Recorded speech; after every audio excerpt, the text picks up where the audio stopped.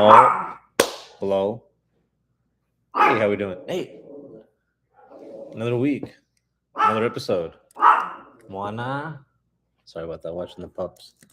Another week, another episode of the Everybody and Their Mom podcast. The podcast that everybody and their mom is fucking listening to. How we doing, boys? This is podcast episode 82. I messed up last week saying it was 80. Did that twice. Last week was 81. This week was 82. My dog right here. Moana. And Max is over there in his cage. But here we are, another week, another Sunday. I was gonna do it in the morning, but I was really busy with, errands and stuff, laundry. Went to get lunch, took a nap, did some paperwork. But yeah, here we are. It'll be like I mentioned, podcast every Sunday at some time. Don't know when, but it'll be every Sunday. This is a Jaritos. Guava. Pretty good. Let's do a week recap for the week. Last week was the quarterfinals. The start of the quarterfinals for the FIFA World Cup. Been watching that. Watched UFC last night. Good card. We'll get into that in a second. Ended pretty bad, anticlimactic. FIFA corruption, perhaps, more than likely. Besides that, though, I haven't really done much. Just been, grinding away with the daily tasks and whatnot. I ordered some new Yugis. Got my old Dark Worlds, and some ordered some more. I might show them off on stream next time probably when they arrive. It's my favorite cards, basically. Let's see. I didn't really went anywhere. Nothing crazy. No, I got a haircut, but I was early in the week. Earlier, yeah. Fuck is going on with that episode? Let's see. Let us start with. Hey, stop it.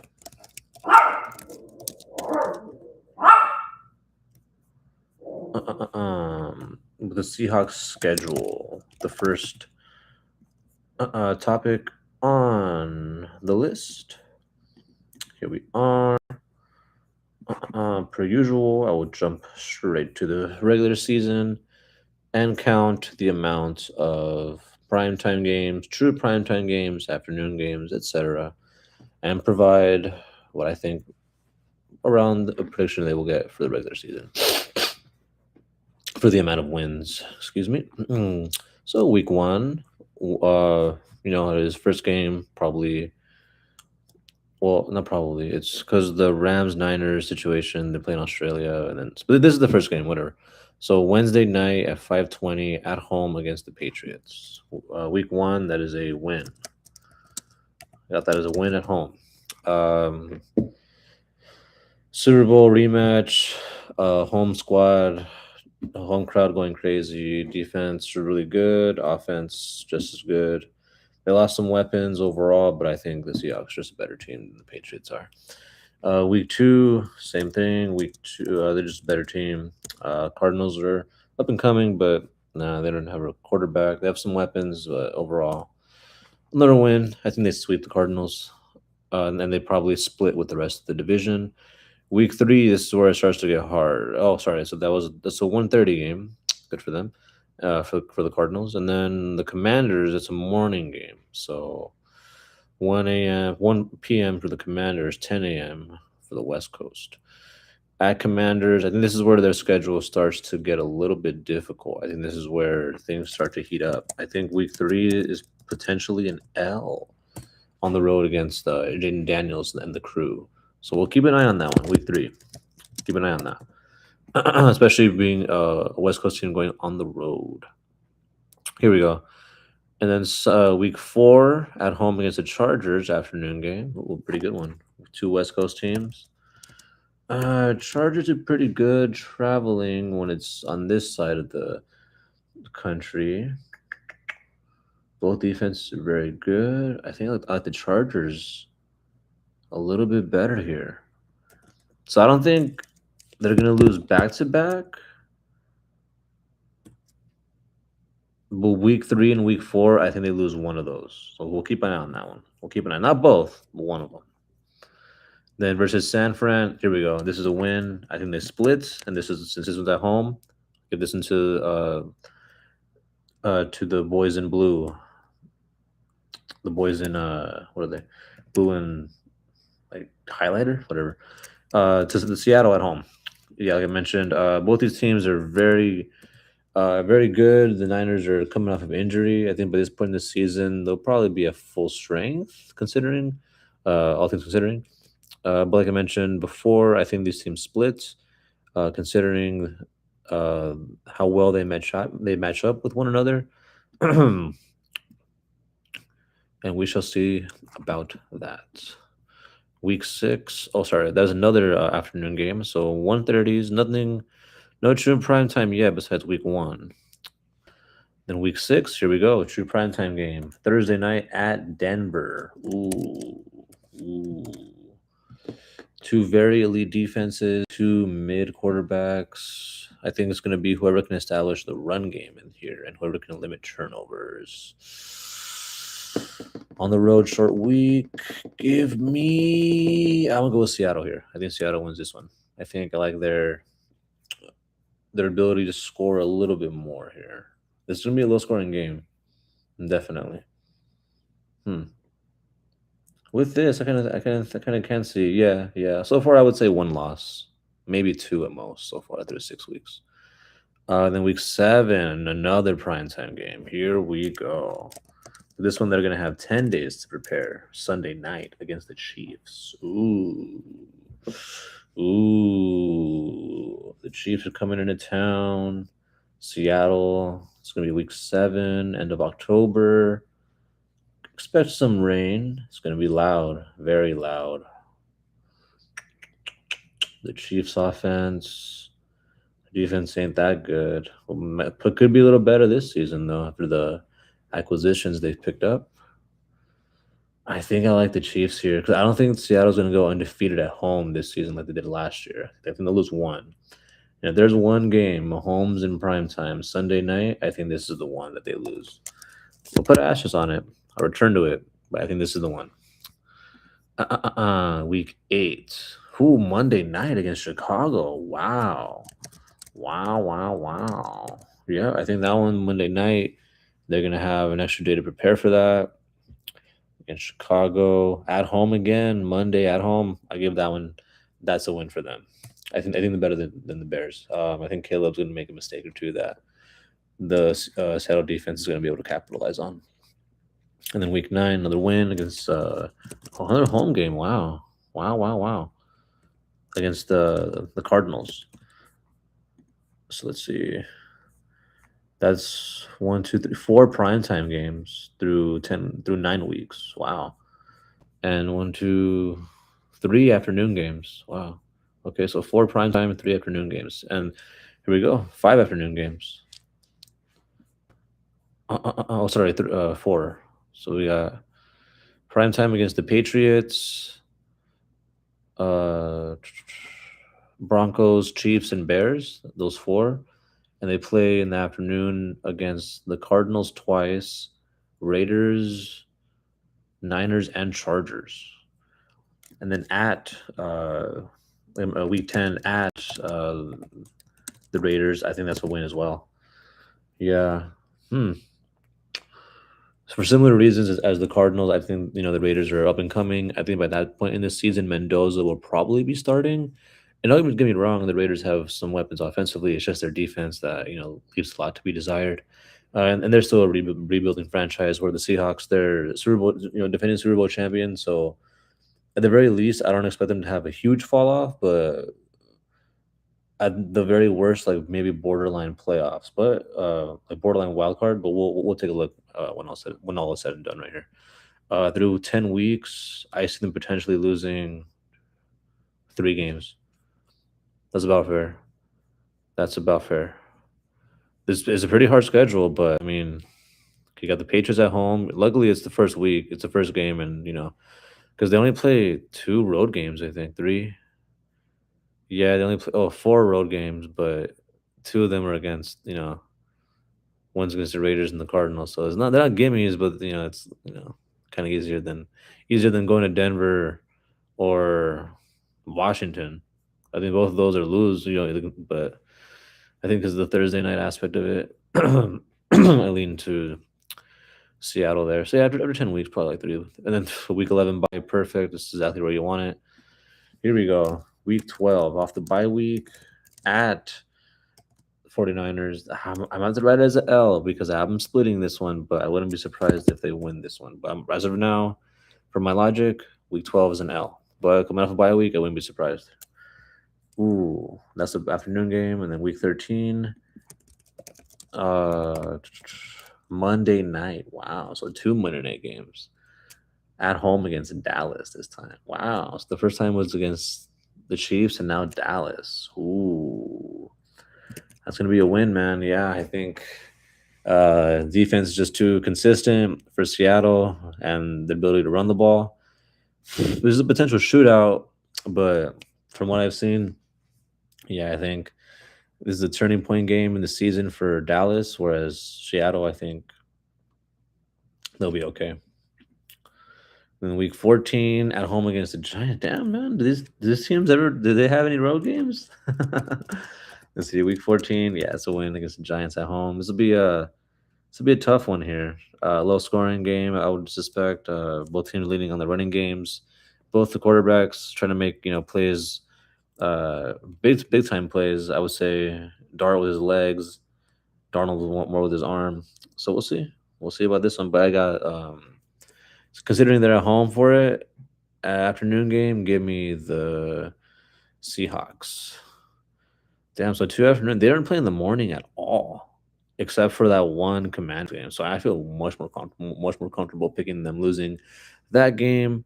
The Chargers probably I would lean Seattle after that, but we'll take a look after it's all said and done. Next week 15 at Philly. There we go. Yeah, that's a L. Battle of the Birds. Give me Philly at home. Defense, running game. We'll see how that passing attack works, though. We'll see. This should be a low scoring one. This should be a low scoring affair. And then week 16 versus the Rams. Here we go. I think they split against the Rams. So that was okay. This is a Saturday night game because this is one of those like before Christmas. It's gonna be at 2. That's crazy. Yeah, I feel much more comfortable picking Philly there. And then we come swing around to Friday night with the Rams, and yeah, I give Seattle at home. That's gonna be a Christmas game. Yeah. Oh yeah. Oh yeah. Give me them at home on Christmas. Yeah. Did they play the Rams last game of the season? Okay. Week 17, they're gonna have an extra an extra day to prepare for that Carolina game at Carolina in the morning. Ooh. So this is gonna be one of those like weird low scoring or high scoring games where the Panthers are like, what the fuck? How are they in this? But I think the Seahawks win that one eventually in the end, off of I think better defense and less turnovers. Less turnovers in that one. Turnovers are going to be key.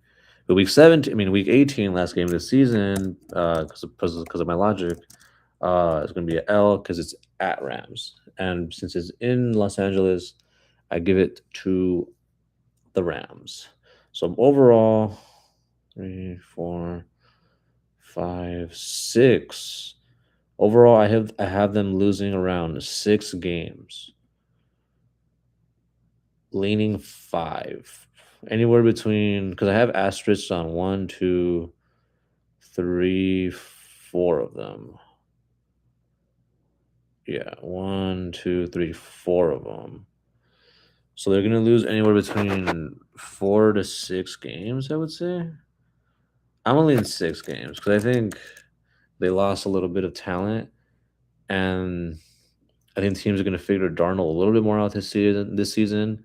But losing 6 games as a defending Super Bowl champion, yeah, I would say six L's, um, which will put them at about 11-7, right? 11 and 6 because they play 17. Yeah, yeah, 11-6.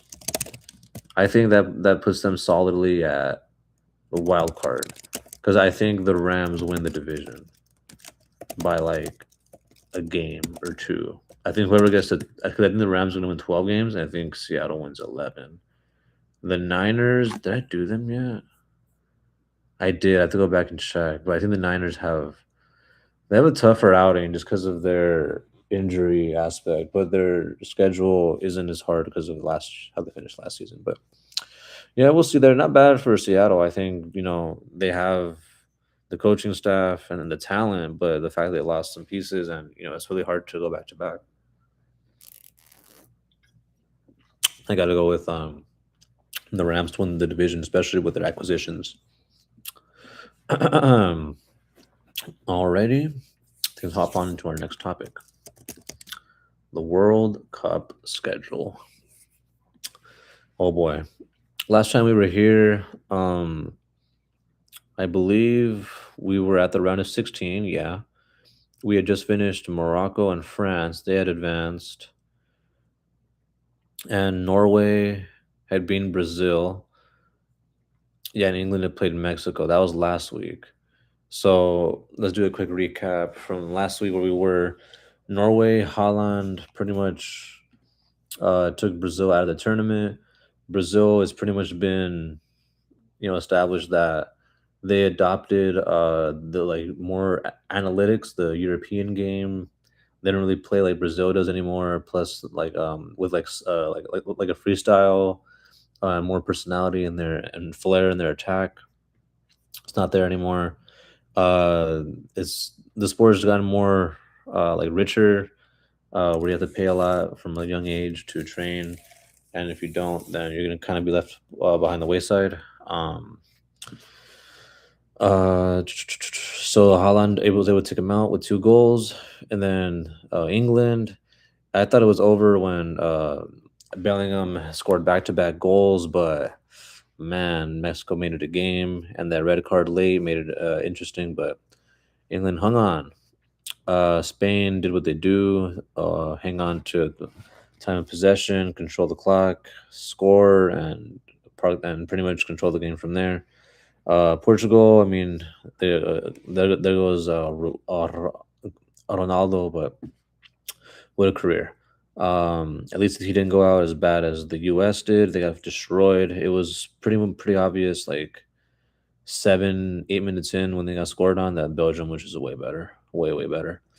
And then what I think is the tipping point right here. Like this was like the straw that broke the camel's back. Argentina with blatant FIFA corruption. Basically, they get calls the same way as like the Chiefs did, the Patriots, the Thunder. Um, who else got calls back in the day? LeBron back in the day, kind of. But yeah, it's just like whoever's the most popular player, the refs lean their way because they kind of want to see them advance further and further on. It's I see it in the NFL with Mahomes all the time, but this was just bad, man. Like, basically, Egypt scored, and then the refs looked at the clock or whatever, like they have to because they review every scoring play, and they took away the goal. And then from that point, they just gave every call in favor of Argentina. And yeah, Argentina, they were just committing any foul they wanted to, no call being called on them. They got a penalty, and it was just over from there. And then Switzerland won the most boring penalty matchup ever. Colombia, I thought was going to win, but it is what it is. And then here we are. We get to the quarterfinals. That was what happened mainly the past few days.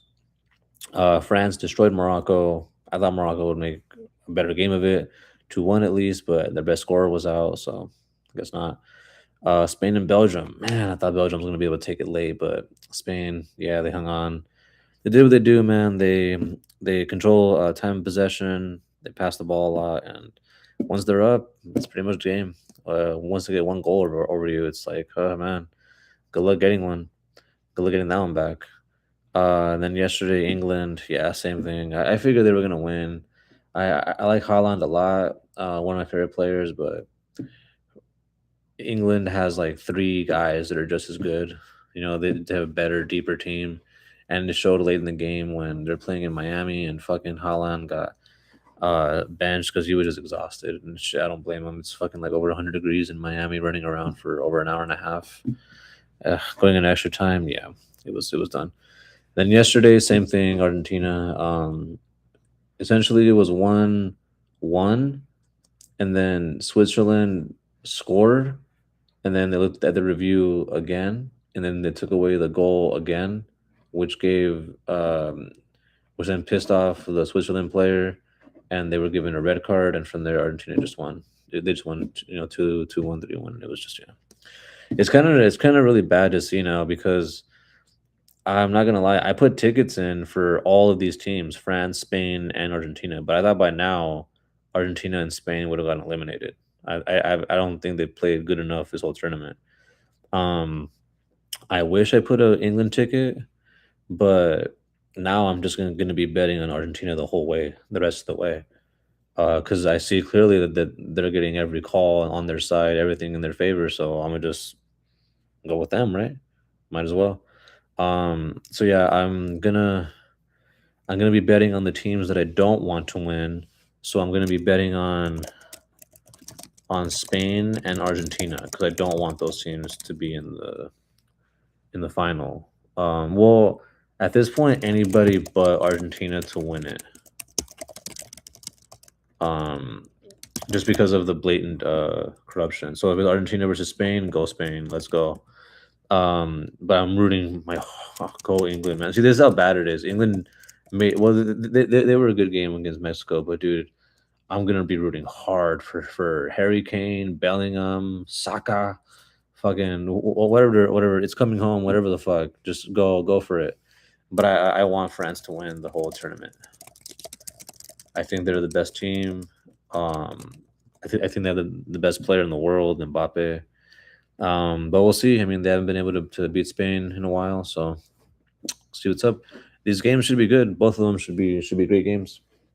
I don't expect anything less from uh anything less than great entertainment. Oh, excuse me. And then we have the third place game on Saturday and the World Cup final this Sunday at noon. So considering how that will be, I might I might just stream the game. I might just live stream the game here and just post the reaction. I might just post the second half of the World Cup right here. Like I'll just put this in the living room and just go for it. I think I'm gonna do that. When halftime happens, just ready to let it go. If it's not next week early in the morning, then next week in the evening. But yeah, I'm probably gonna do a podcast next week as well with it to see how that because I don't want it to conflict with the podcast. If anything, I'll make it a part of the podcast. The cup. Okay. Oh boy, here we go. Next topic. Last night's event. Oh man, Conor McGregor. Conor. McGregor blew out his ACL in the first minute of the fight and lost. The arena was pissed. We pretty much all, because let's start from the beginning. The card was very good. The prelim started at 2.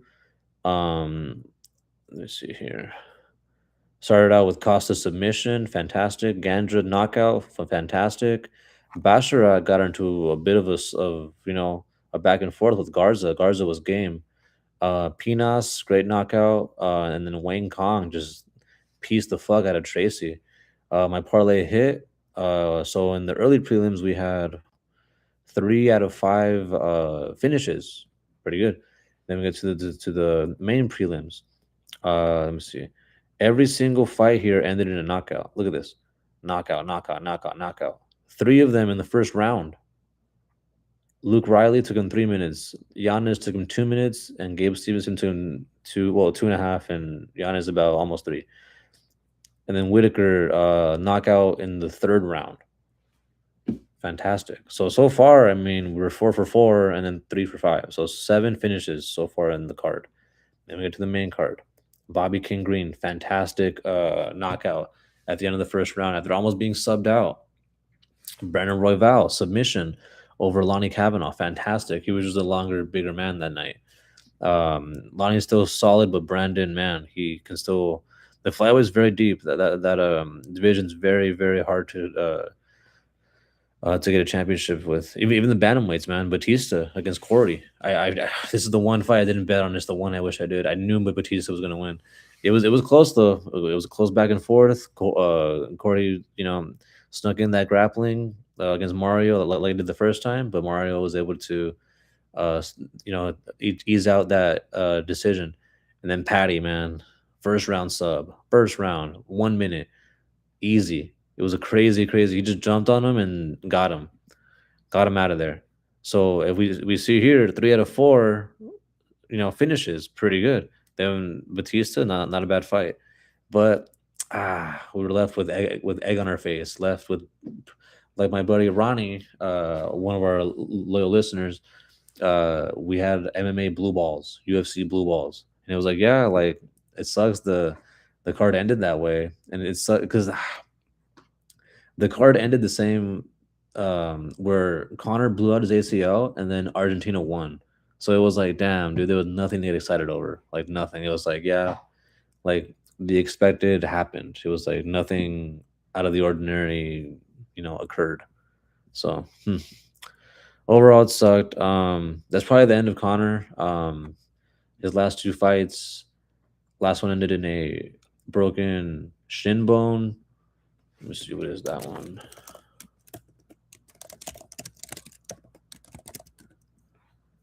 The tibia. Yeah, he broke his tibia and now he tore his ACL.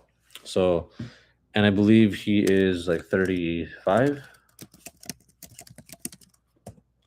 He's 37 and he hasn't fought in about 4 or 5 years before this. Where is this one? Yeah, he hasn't fought in 5 years.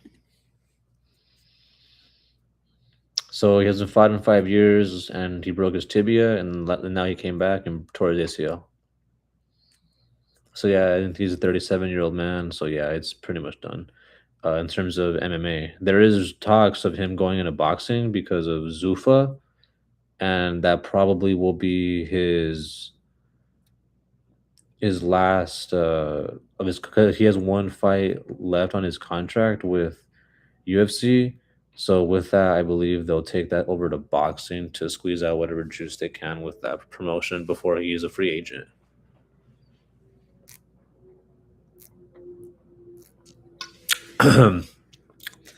He's promised one more fight, so they could do a Holloway trilogy, but that couldn't be a main card fight. I mean, a main event fight. It would have to be relegated to co-main or worse. Uh, he could maybe fight a trilogy against Diaz. He could maybe fight. Let me see.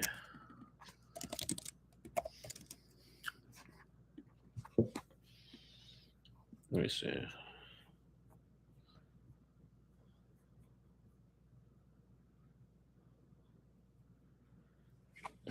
Okay. Gaethje would destroy him. So would Ilya. So would Arman. And Charles on the ground. Max would have destroyed him. Saint Denis wouldn't be a big fight. Neither would Gamrot, nor would Moicano, nor would Killen. Maybe Patty. You could just do that if you really wanted to, but I would say Patty's moved on to Ilya now. Hoofy, no, no, no. They were thinking about that, but Hoofy would destroy him. I think it would be really bad. If Connor's down and wants to do Hoofy, because both of them have very similar fighting styles, and Hoofy could take Connor's fans if he finishes Connor the way Connor used to finish guys, because Hoofy's been finishing dudes lately. So I don't know. Hoofy wouldn't be a bad matchup. Wouldn't be bad. Hooker, no. Nolan, no. Fiziev, no. Dawson, yeah. If there's one guy, I would say Hoofy, Mhm. but that guy's scary, man. That guy's very skilled. I think at this point, yeah, I think the sport has just moved on from McGregor, man. Like we look around here, I mean, look at the champions like Jan, Volk, Gaethje. The sport's just moved on. Islam, Strickland. We'll see what happens with Oldberg, Aspinall. Like the sport is just, yeah. Well, Gone is technically interim, so they'll rematch that. Strickland. I can't believe he's champion again. It's crazy. He'll probably rematch Duplessis again if Duplessis beats. Oh, because he's going up against Duplessis this weekend. Is against Usman because Usman's going up in weight. Okay, so Duplessis being the second ranked, Usman being first ranked. I mean 10th ranked. If he wins that, yeah, he'll get that title shot. Okay, I see how the UFC is doing that. And then Gary's going up against Makachev. Winner of that probably goes up against Prates. If he beats Morales, if they do that, but they'll probably do Prates. And then they could do Pereira, Costa for an interim light heavyweight if they really wanted to. Because Costa, I feel like, has earned a light heavyweight, or they could do Costa Yuri for, and then that'll be number one contender if Olberg just is ready by that after that point. And then they got to do Gon and Aspinall. So yeah, I mean the champions are set. The sports has moved on. Gaethje can go up against this his pick of the litter: Max, Charles, Arman. He has his pick. Whatever he wants. Volk could go up against Evlev, Murphy. He already beat Lopez twice. And Sterling, Silva, maybe if he earns, earns a couple more wins. Umar and Jan are a thing. They could rematch Sean and Jan again. And then Van is eventually going to have to go up against Pantoja again in a rematch. And Roy Vall has set himself up for a title shot again. So there you go. The sport has just moved on from McGregor. And I think it's probably best if Connor does the same. I think his best aspect now is to sell boxing. And I wouldn't be surprised if in a few years he's boxing Jake Paul. You know what I mean? If he really wants to like stay relevant. But if I were him, I would go into like commentating. I just don't think it's worth it for what he's trying to do. I mean, he was an okay boxer. Like, and I think his ability more when his prime was his ability for precise precision and accuracy and timing. That's what it was. He wasn't the fastest guy, but he was able to time that counter left, and really stun guys. And his biggest advantage was he was fighting at 145, 155, and he was taller and longer than most of the division. But now most of these guys are so well rounded that, like, for example, let's take Volk. He's a small dude, but I mean he could throw and has amazing grappling. Gaethje could throw and has amazing grappling. Islam can throw and has amazing grappling. Like you kind of have to be well rounded now to even have a chance. Whereas Connor is like, yeah, he was a great striker back in maybe 12 years ago, but it's done. It's over. It's Jover. But yeah, we have another event this weekend. Pretty good, like I mentioned. It's a free fight night, so it's pretty solid actually for what it is. It's gonna be in Oklahoma City, beginning at 5. Here we go. Let's do a quick. Yeah, we'll do a quick prediction here. We got Barbosa against Anna. Barbosa is pretty good. Yeah, coming off a big win. I got to look at Anna more. I'm not prepared to give it to Barbosa, but as of right now, I'd probably give it to him. Off of uh, being the more Dyke fighter, more Dyke looking fighter. Then we have Hines 7-1 against a debut fighter, heavyweight. I mean, I can't say until I see them. Alden Correa against Stuart Nickel. Yeah, this isn't very good. 5-5. Yeah, I mean, I guess he should win -1,000, but I'm not prepared to lay that against a guy I don't know. I've never seen fight. I don't think I've seen. Here we go. Here we go. Okay. So Levi Rodriguez against Felipe Franco. 10-1 against a debut. Damn, 3 people making the debuts in this one. 1, 2, 3. Okay. I would lean. I don't know. I mean, I can't see the fighter until I see the fighter. 10-1 though is pretty good. 205. We'll see. John Paul against. No, I haven't seen Selkyon. Never seen him fight. No. 5'11". Yeah, I mean, there's not much to go off of here.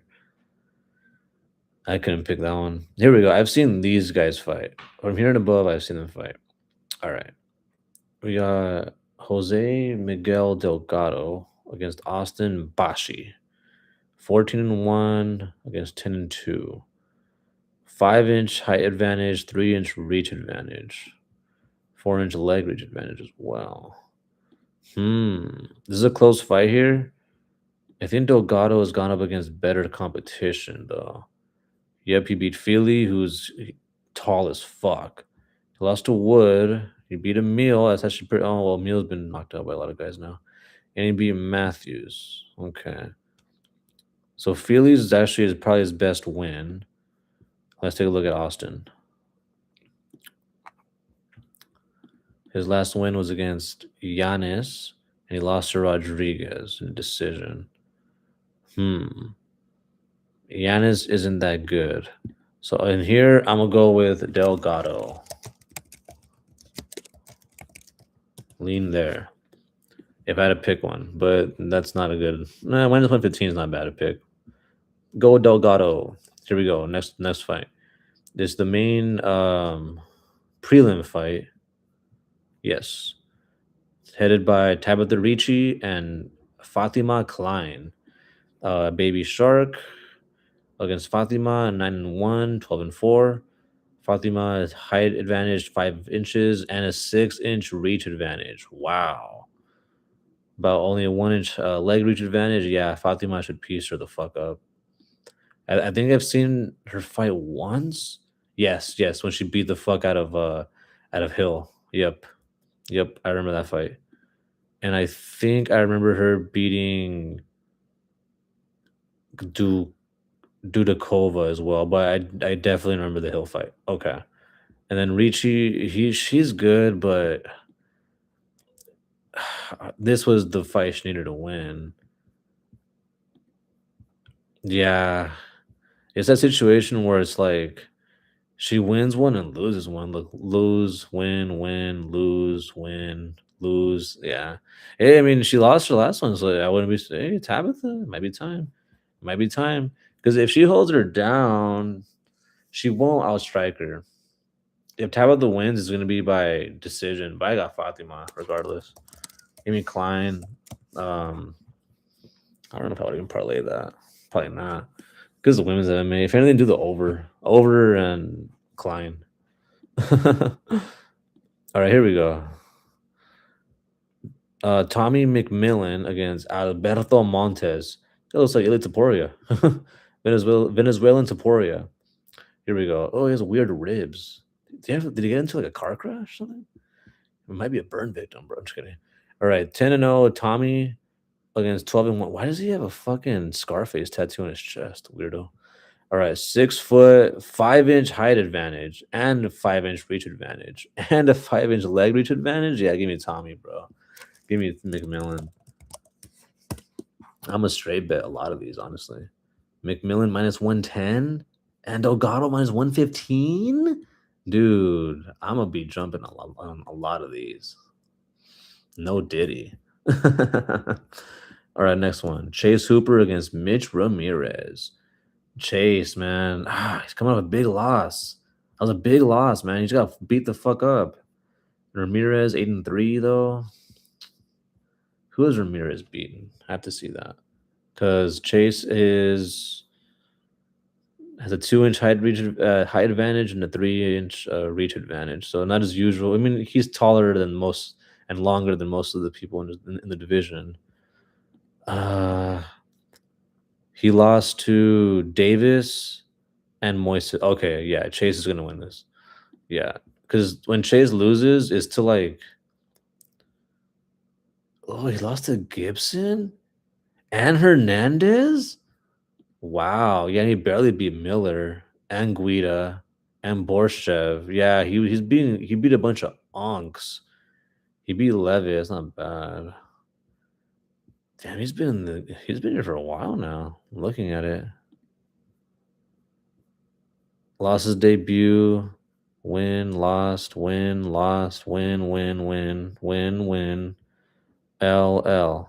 Yeah, it's not looking good for Chase either. But I feel like Chase has gone up against better competition, and at this point, he looks like the way younger guy, but he's gone up against way better talent. So give me Chase. Yeah, Hooper on that one. Um, I don't know how he's 3-1 though. I wouldn't say he's 3-1. I would say at best he's 2-1 or -180 at best. Here we go. Cannoneer against Christian Leroy Duncan. Ooh, Cannoneer coming off a big loss, and Leroy is trying to ascend into that title shot, going for that top 5.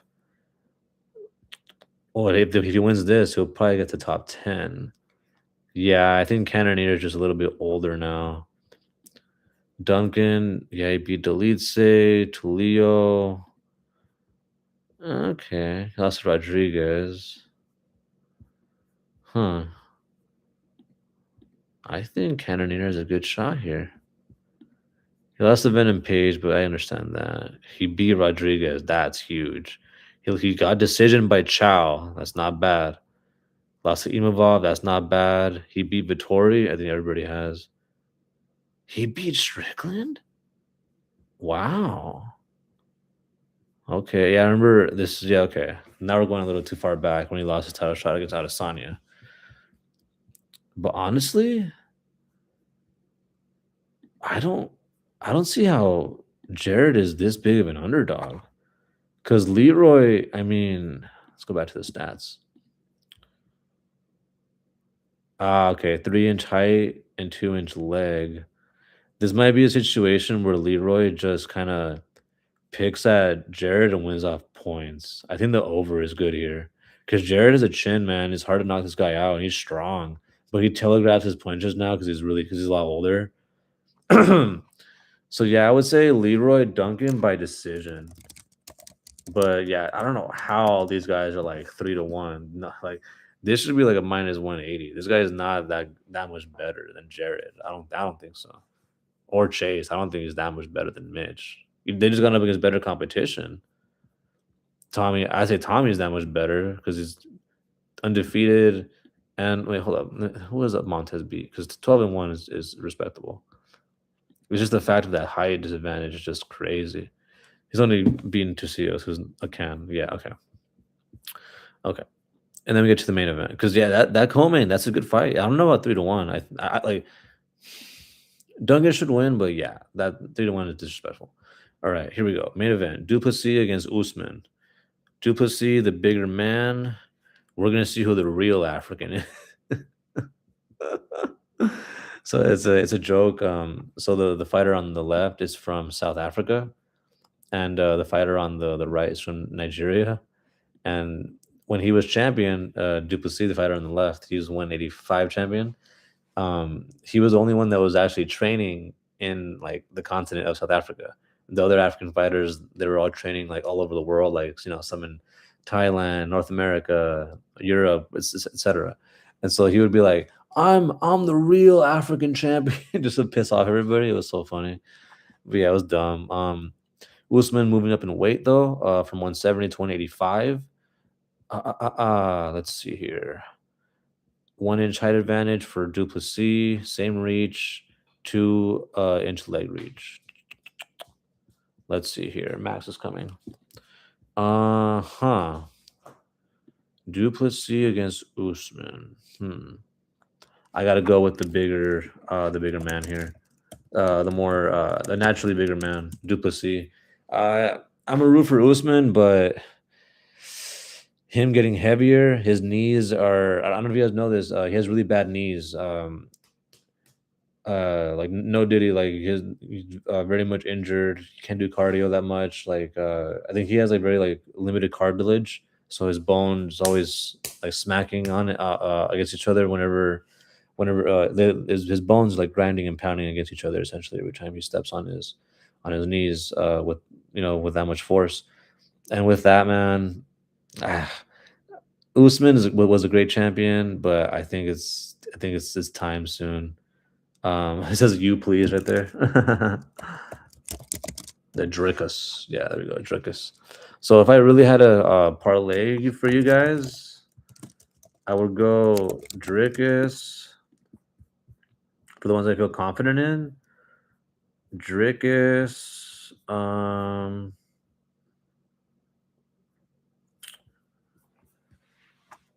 the over in the Duncan fight, that probably will hit. And then I want to say Chase and Tommy. Chase, Tommy, Fatima. But those are also, I'll say Chase just because it's like a 3-1. Yeah. So those three. I would say parlay Dricus Duplessis, the over, and Chase. The over in the Cannoneer fight. Or Duncan fight, excuse me. So yeah, go Duplessis. He'll win. Go the over here because I don't think Duncan's gonna knock him out. I think he's gonna piece him up and just stick to the outside, avoiding those telegraphed strikes, specifically hooks. I think Chase wins off of experience. Mitch is just as big and just as long, but I think Chase is gonna know what to do. Tommy, way bigger, way longer, but I'm a straight bet that, as well as Delgado. Or you could even parlay Klein. So here, because parlay Drickus, because that's a 3-1. Parlay, well, almost 3-1. Parlay Hooper, because he's almost 3-1, and then parlay Klein. There you go. So all of them are 3-1. You'll get like maybe plus 120 odds on that shit, maybe 130. With all three of them. And then I would just straight bet Tommy and Delgado and the over. Yeah.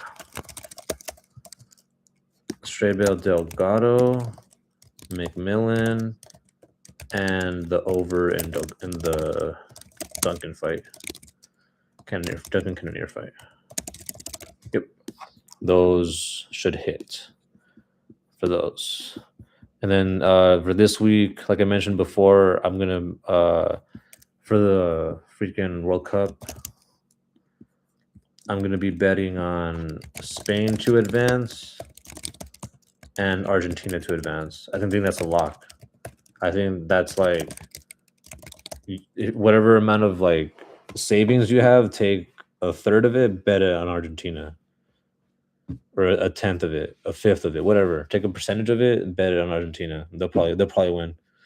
I'm just saying, with the way the refs are doing it and the way they're calling it, it looks like they want Argentina in the final again. So yeah, go with that. And then Spain to advance, just because for some reason, man, like they're able to just control the ball against France, and once they score, they don't look back. And if somehow a team ties it against them, they are able to get a late score. And if it goes to penalties, I trust Spain more than France in penalties. So yeah, I'll go Spain to advance. But hey, I'm rooting for France versus England. Let's go. France versus England. Let's go. Let's see here. Time for our weekly MLB update. Alrighty, let's go with teams over 50 wins again.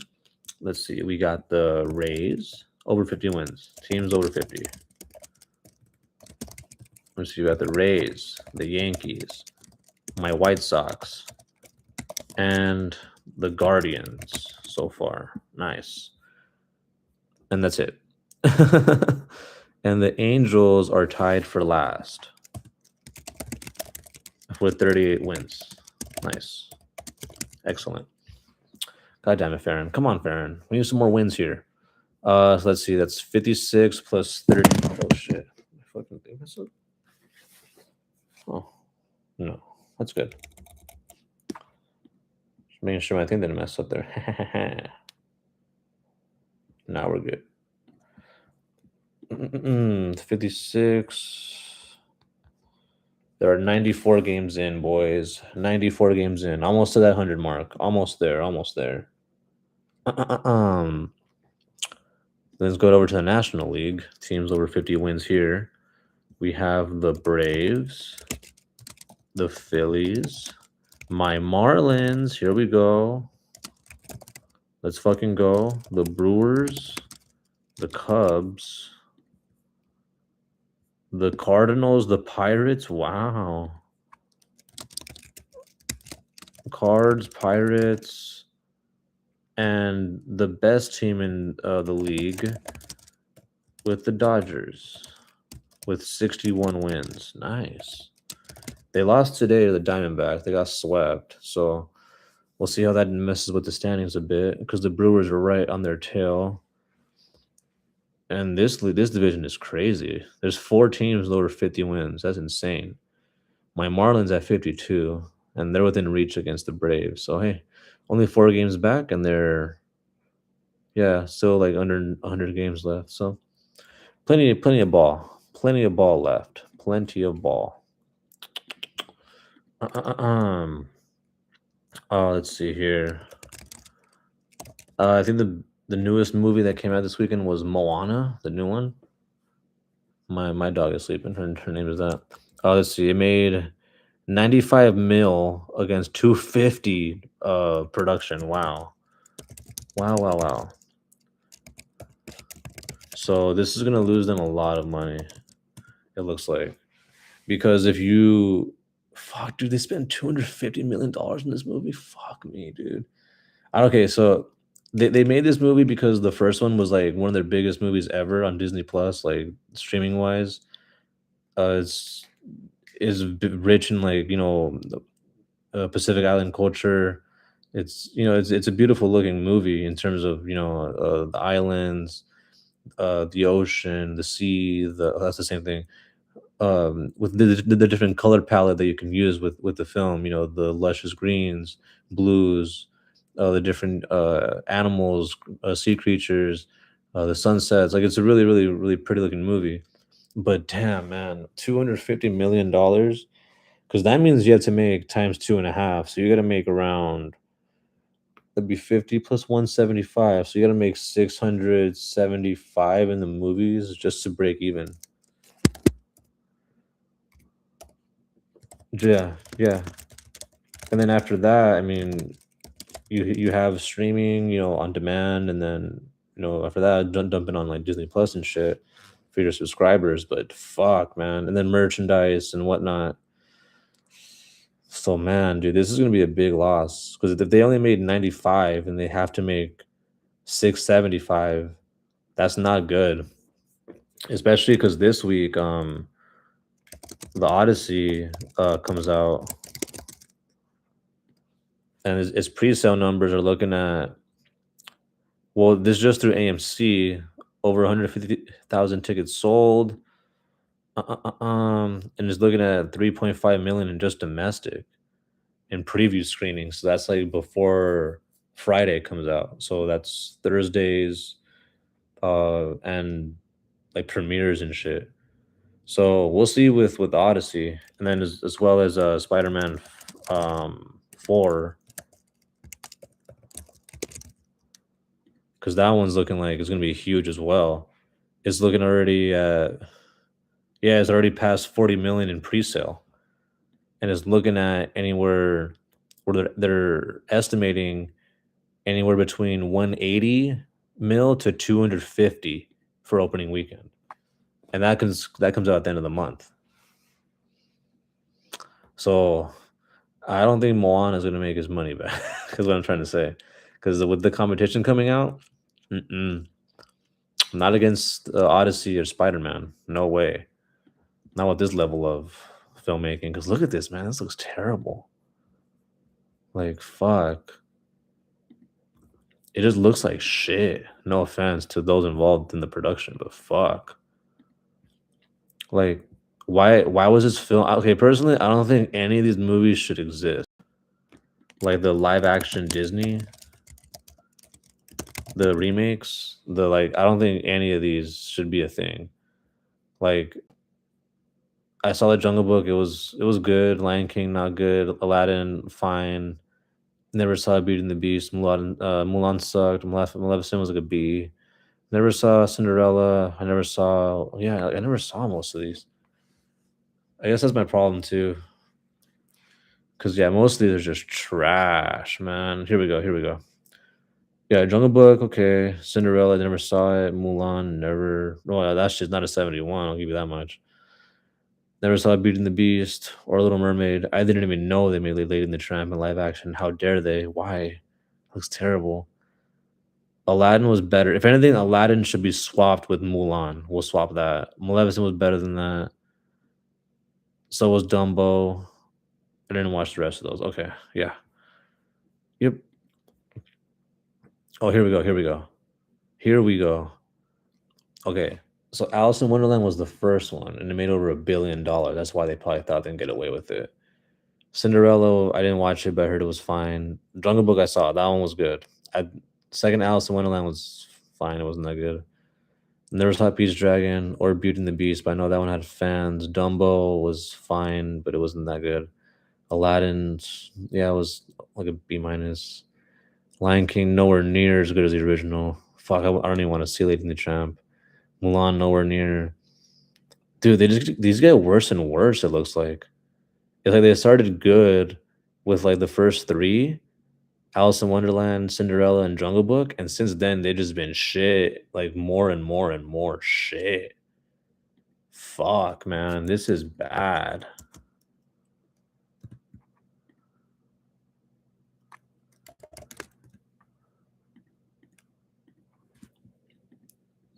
That's really, really bad. Holy fuck. Because yeah, like the first three were good, like I mentioned, but since then they just go to like I don't think these movies should exist. In my opinion, what if I was Disney, I would go to them and say, hey, um,